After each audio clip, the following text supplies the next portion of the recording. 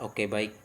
Perkenalkan, nama saya Adrianus Warabatalaka dari kelas 3 TKJH. Di sini saya akan menjelaskan codingan ini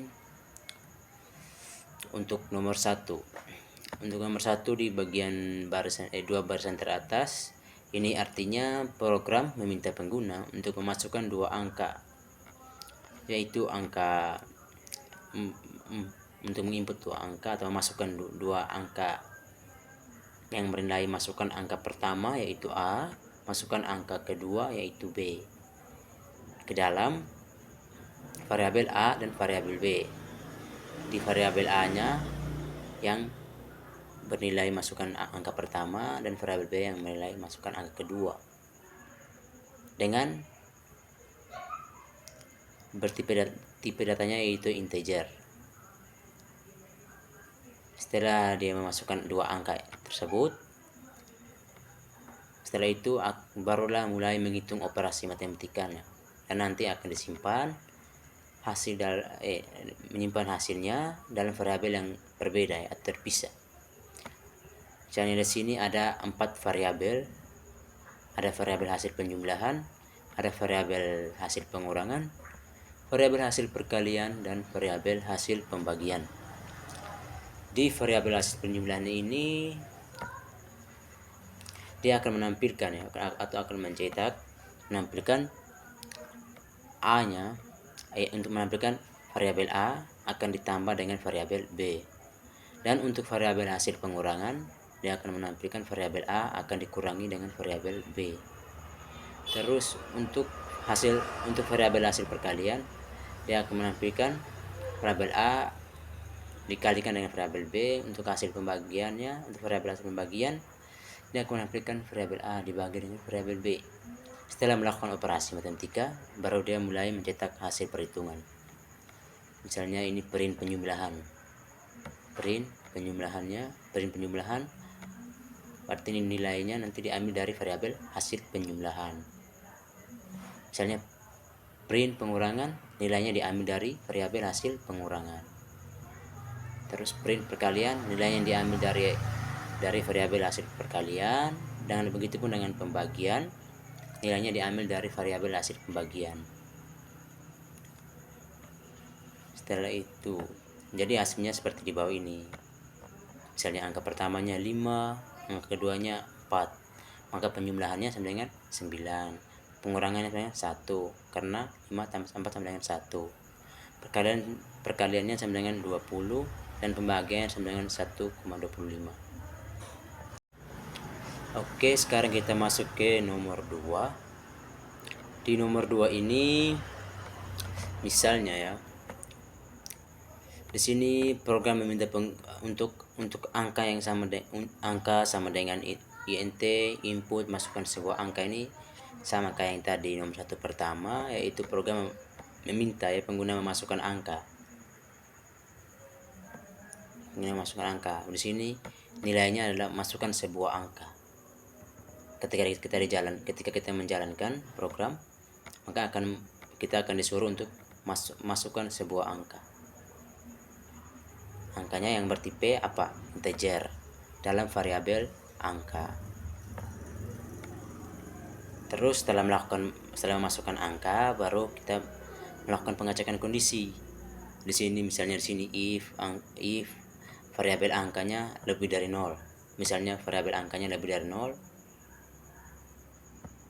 berarti dia akan mengecek apakah variabel angka lebih besar dari 0. Jika benar lebih besar dari 0, maka angka tersebut akan dianggap dengan positif.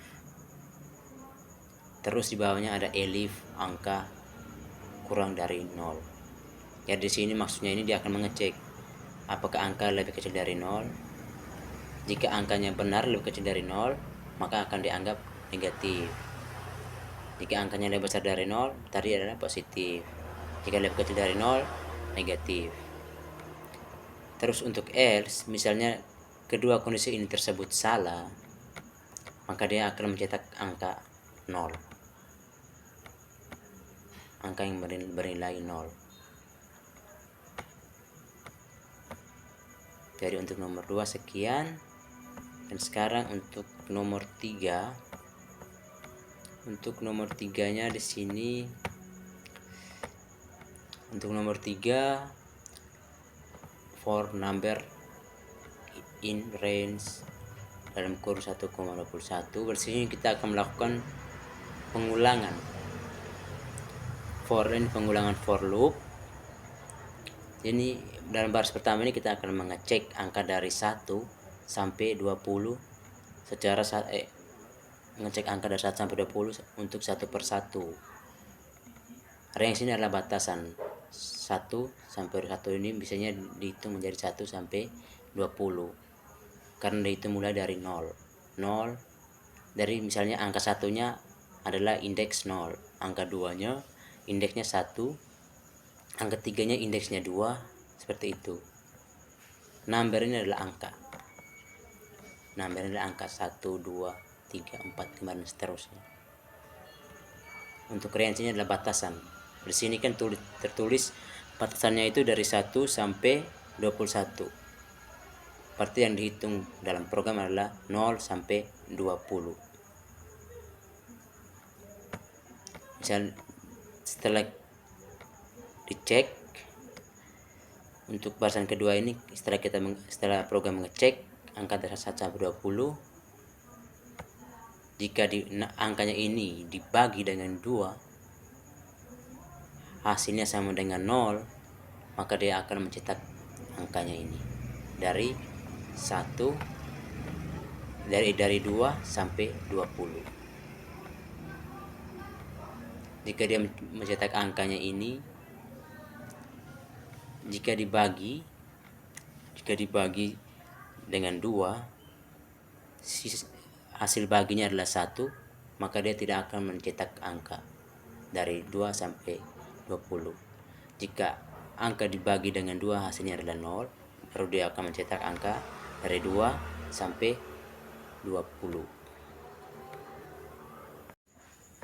Oke, baik, sekarang kita masuk ke nomor 4. Di nomor 4 untuk baris yang pertama ini artinya program meminta input atau meminta pengguna untuk memasukkan, ya. Inputnya artinya masukkan perintah, misalnya masukkan angka positif.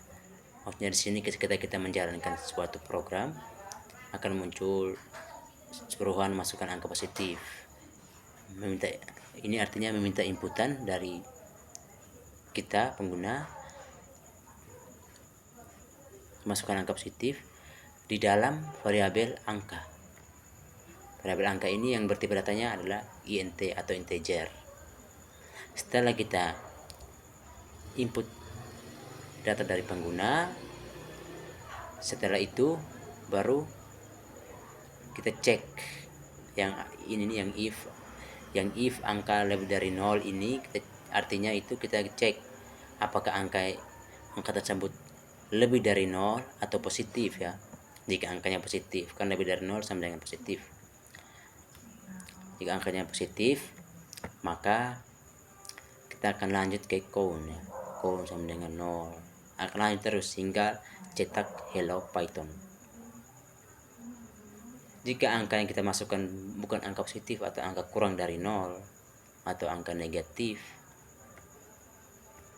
maka dia akan mencetak else, masukkan angka positif. Dia akan menampilkan masukkan angka positif terus-menerus.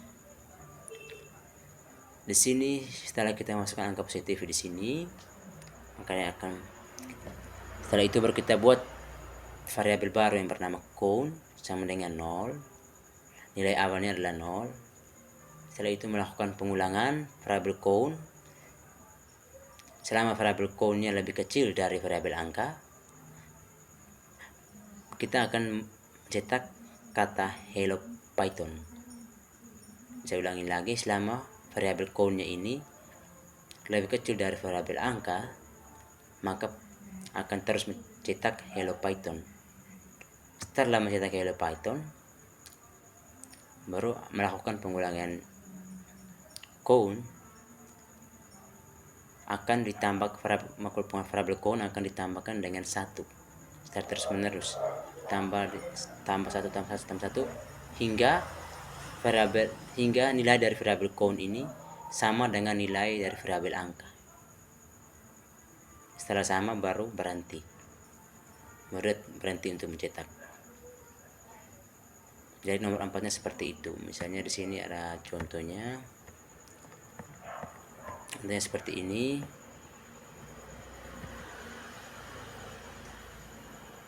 Kita disuruh untuk masukkan angka positif. Setelah masukkan angka positif, baru dia muncul hello Python start terus menerus. Oke, baik. Sekarang lanjut ke nomor 5. Yang pertamanya itu program akan meminta pengguna masukkan sebuah angka.